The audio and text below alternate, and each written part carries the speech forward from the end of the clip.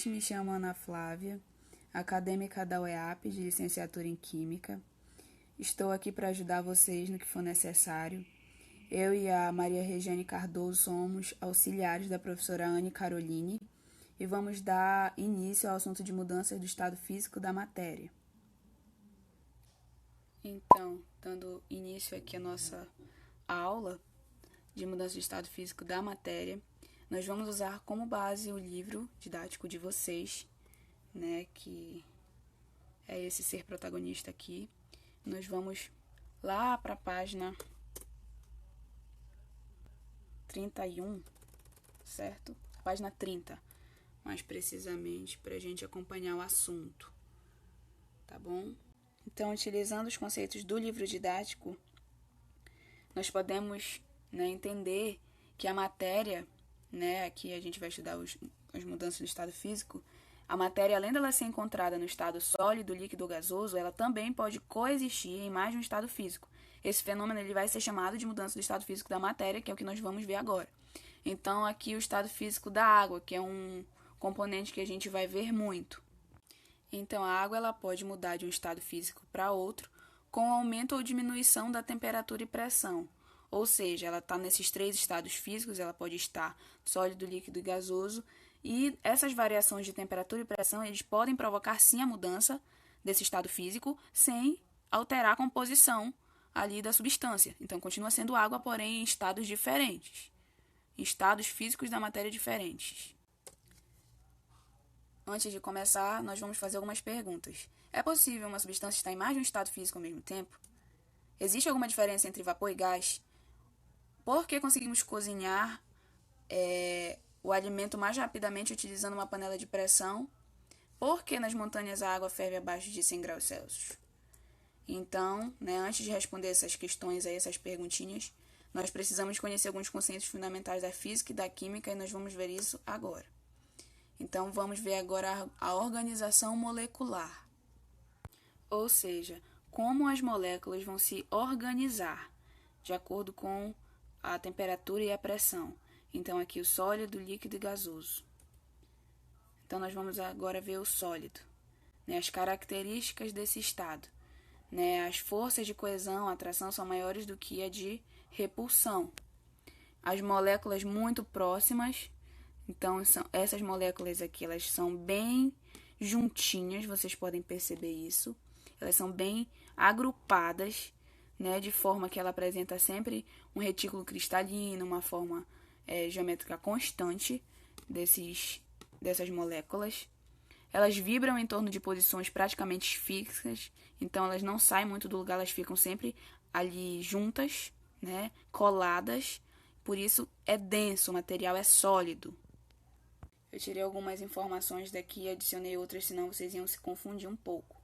Então, recapitulando, essas moléculas, elas vibram em torno de posições praticamente fixas, ou seja, elas não têm tanta mobilidade, por isso são pouco compreensíveis, o que significa que elas se movimentam pouco. Eu coloquei esse fator densidade aí porque essas moléculas elas são mais densas. Existe sobre a forma de gelo, granizo, geada e neve. Agora a água no estado líquido, e essa imagem ela representa bastante sobre o posicionamento dessas moléculas no espaço, como essas moléculas se organizam no sólido, no líquido e no gasoso, a diferença entre os três. E agora no líquido, nós vamos ver que as forças de coesão e repulsão se igualam, então essas moléculas elas vão estar mais estáveis. Elas não apresentam retículo cristalino nem forma geométrica e ela não é constante. As moléculas com maior mobilidade, elas vibram com mais intensidade e movimentam-se mais livremente, elas são mais livres. Elas não estão tão apertadas num determinado espaço como estão no sólido. Então, elas estão aí no meio termo entre o sólido e o gasoso. Enquanto o sólido ele é bem apertado, o gasoso ele é muito espaçoso e o líquido está no meio termo. Então, por essas moléculas apresentarem maior mobilidade, elas vibram com mais intensidade e movimentam-se mais livremente, com volume constante. Os líquidos podem ser comprimidos, pouca energia térmica. A água ocorre no estado líquido entre 1 grau Celsius e 99 graus Celsius. Quando observamos a água parada, podemos notar que a superfície dela parece estar coberta de uma película, oferecendo uma resistência. Vocês podem ver nessa imagem aqui, né, um mosquito em cima aqui da água, enfim.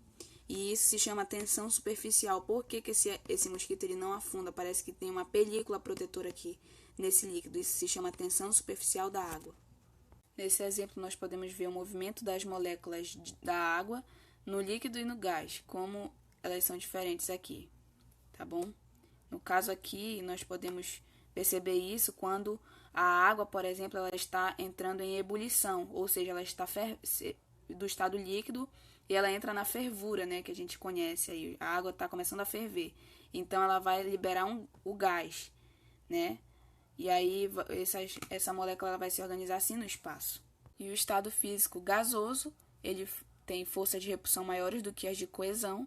As moléculas são muito distantes, forma não é constante, há uma grande expansibilidade, ou seja, as moléculas elas têm mais mobilidade, elas são mais desordenadas, são mais livres entre si, como podem observar aqui.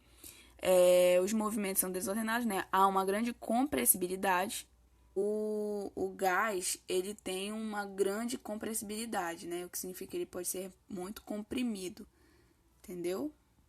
Então, aqui as mudanças de estado físico da matéria. Existe o estado sólido, líquido e gasoso.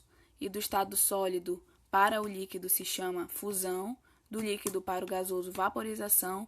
Do estado sólido para o estado gasoso, sublimação.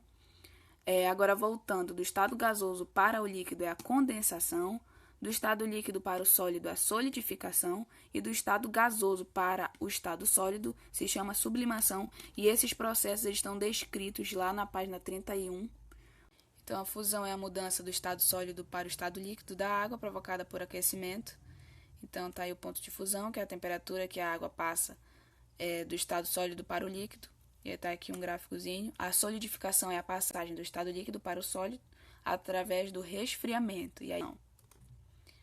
Tem a vaporização, que é o ponto de ebulição, no caso. O ponto que a água está fervendo, né? É a passagem do estado líquido para o gasoso. E aí a água entra em ebulição em 100 graus Celsius. Isso vai alternar, isso vai mudar de composto para composto, de substância para substância. Existem os pontos de ebulição aí de várias substâncias. Então, a gente tem aqui esses processos, né? Isso eu vou disponibilizar para vocês. Nós temos aí como exemplo de sublimação, né, o gelo seco, que é o dióxido de carbono sólido, que é o CO2, formato sólido. Ao entender mais sobre esse assunto, nós não podemos esquecer sobre o aquecimento global, né? Uma das consequências do aquecimento global é o chamado degelo, que vem ocorrendo em várias partes do mundo. As geleiras dos polos terrestres estão derretendo de forma muito rápida. De acordo com cientistas, o degelo agrava ainda mais que o aquecimento da Terra, pois durante esse processo ocorre a liberação de gases prejudiciais ao meio ambiente. Então aí, né, o aquecimento global e essa imagem aí. Nós temos aí esse mapa mental explicando sobre o aquecimento global, né, que é o aumento das temperaturas médias do planeta ao longo dos últimos anos.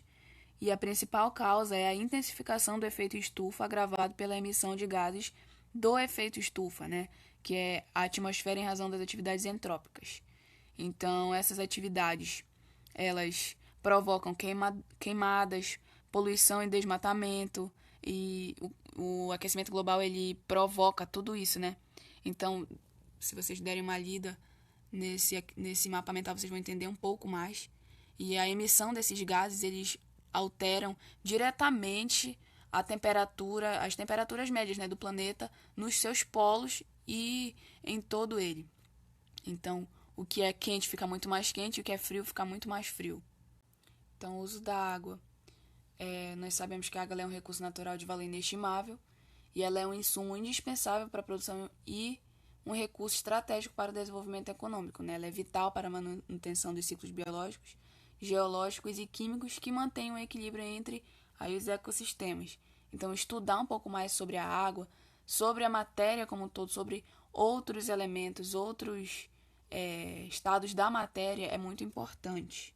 Então, resumindo aqui, mudanças do estado físico da matéria, aborda o estado sólido, líquido e o gasoso. o sólido está ali ordenado, né, com as suas moléculas, o líquido está no meio dessa passagem e o gás ou vapor está em desordem.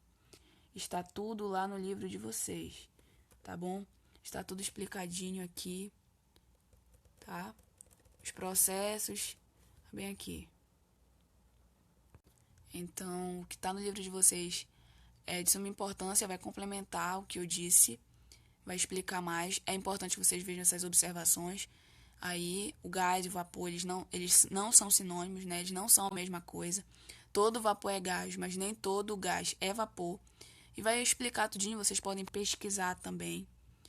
E voltando aqui para o slide, eu quis resumir um pouco com essa imagem aí. E brevemente é isso. Nós vamos agora para o exercício.